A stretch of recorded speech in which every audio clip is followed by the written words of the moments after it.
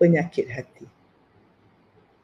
Dan penyakit hati inilah permulaannya segala stres yang kita rasa.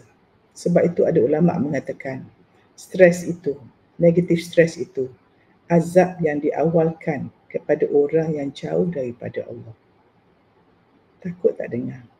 Ya Allah, aku stres, aku jauh pada Allah. Macam mana bulan Ramadan ni aku nak dekat dengan Allah, aku nak takwa. Macam mana aku nak jadi orang takwa? Aku jauh pada Allah. Petanda orang takwa tak takwa, tengok level stres. Betul tak orang takwa tu orang tenang je?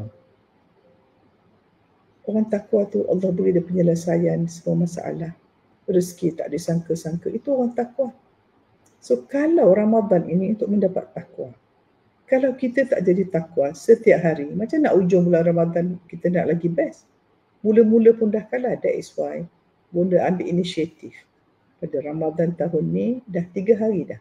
Siapa yang terlepas boleh pergi balik dekat channel dan tengok balik recording.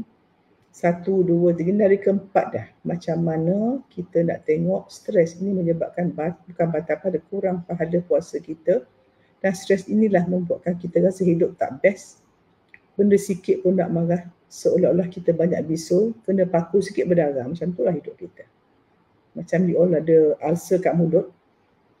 Mulut pecah. Minum air pun sakit. Terlanggar sikit pun sakit.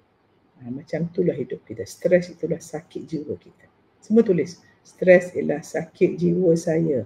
Saya harus cara cegah stres, rawat stres. Siapa nak ilmu ni?